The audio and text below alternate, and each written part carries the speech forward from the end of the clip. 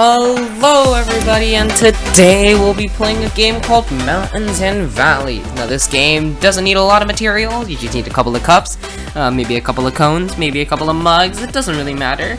And you basically just need to spread these cups out all across the kitchen surface, the driveway surface, it doesn't really matter, just as long as you have a flat surface to place the cups on. Now you'll need 2 or more people for this game.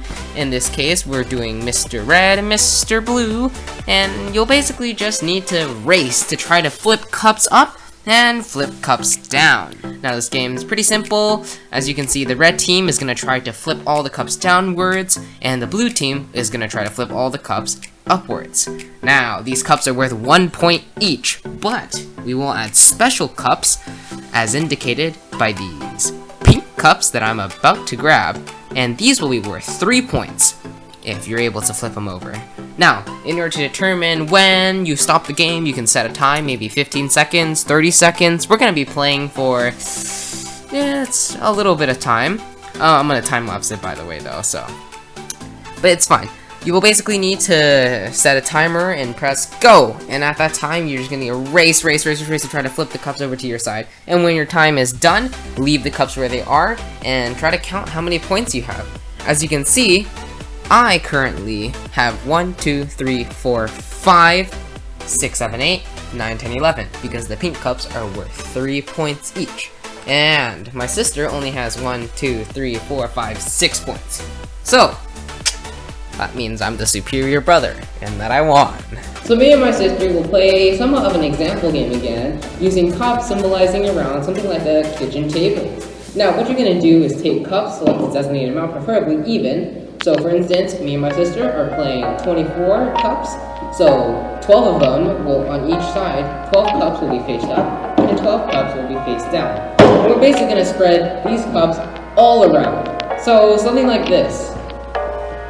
So now that we've set up the board, me and my sister are going to play a quick game, and we're going to just count it out for maybe 30 seconds. This game is pretty quick, so you can play multiple rounds and do like best out of 3. Now, we've separated out here into a large separation, but okay. Alright, let's go, Emma. Ready? Yeah. 3, 2, I'll be mountain, she'll be valley. Ready? 3, 2, 1.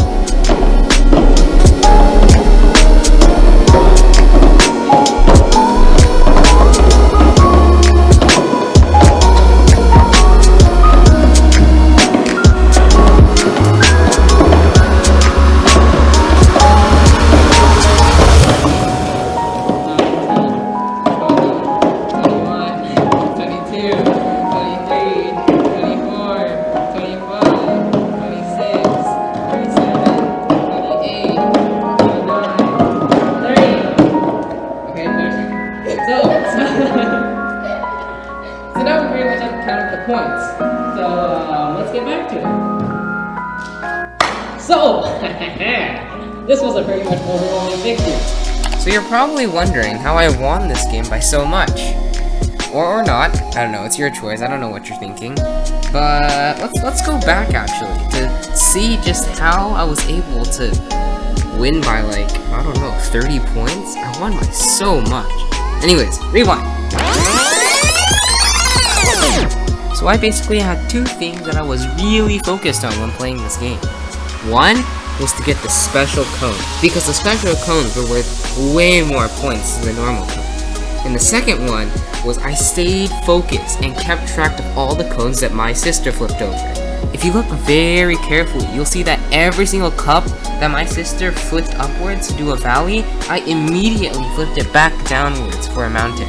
You can even see at the very end, we just had a fight over like the same cup flipping it up and down and up and down. And this basically ties into our lesson for today.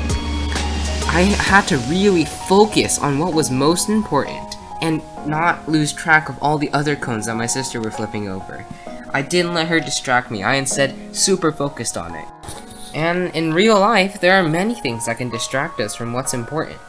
Jesus makes it simple by telling us that the most important things to focus on are loving God and loving others. The bottom line is, you can live for God by loving others. Let me give you a hug, Emma. No! And Emma. Oh, The no! cones are flying away! No! No! No, get the cones! Okay.